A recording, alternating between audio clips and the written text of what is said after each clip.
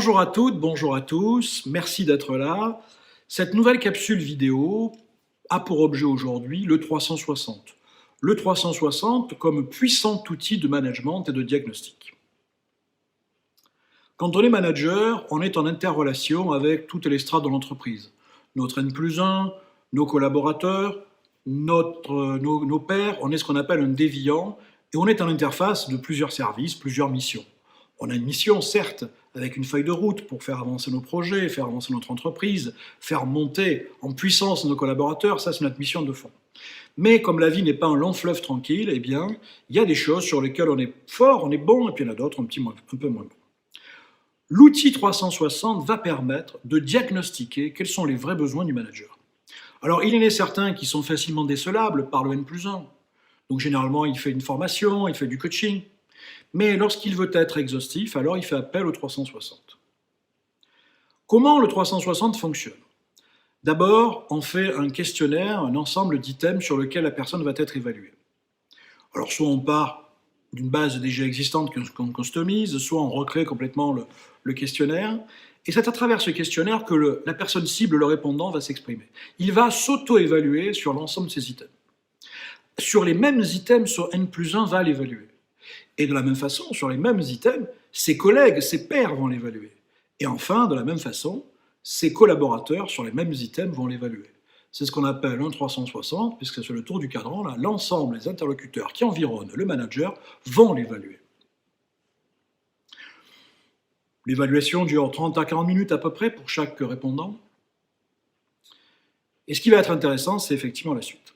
Donc on va comparer les réponses du patron par rapport au manager, de ses pairs par rapport au manager, de ses collaborateurs par rapport au manager. Évidemment, il y a des items sur lesquels le manager va surévaluer, il y a des items sur lesquels le manager va se sous-évaluer, il y a des items sur lesquels les évaluations vont être proches.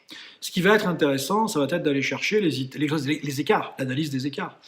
Celles sur lesquelles le manager s'est largement sous-évalué, si ça existe, et celles sur lesquelles le manager s'est largement surévalué, si ça existe. Et lorsqu'il s'est surévalué, il va nécessiter de mettre en place un correctif. Généralement, on accompagne ça d'une petite mission de coaching, on va dire, pour accompagner les réponses, pour l'entourer de dopamine et de bienveillance, parce que pour ceux qui ont déjà pratiqué le 360, il peut arriver que le 360 soit un véritable claque par rapport à ce que l'on reçoit comme message. Donc il convient de l'entourer de bienveillance et de dopamine, et puis concernant le plan d'action, ça permet aussi effectivement de mettre en place les premiers temps, les premiers pas pour aller répondre à tous ces sujets. Mais le 360 ne s'arrête pas là. Ça va nécessiter un accompagnement à plusieurs niveaux. Le premier, c'est celui du manager.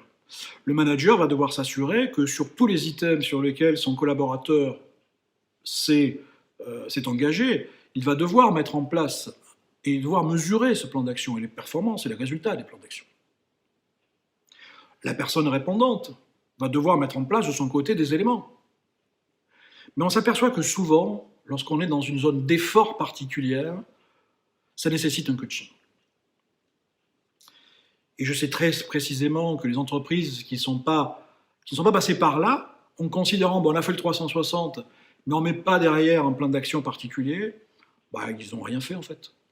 Ils n'ont rien fait, ou plutôt, ils ont utilisé un outil sans pour autant le pousser jusqu'au bout.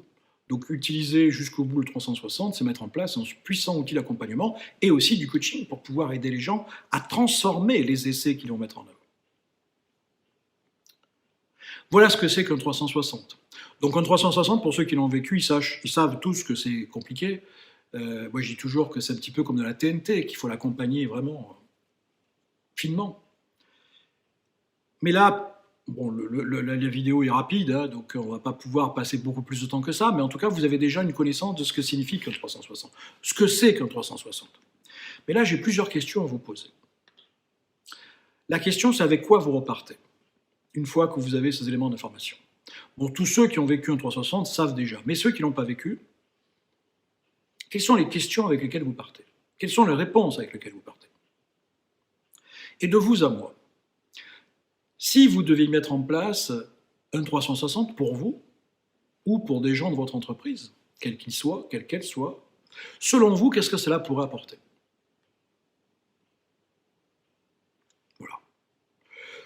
Je pense que si vous avez fait ce petit exercice-là à la fin de cette vidéo, alors on a répondu à l'exigence de cette vidéo, de cet objectif de cette vidéo, comme 360 est un outil majeur de diagnostic du manager.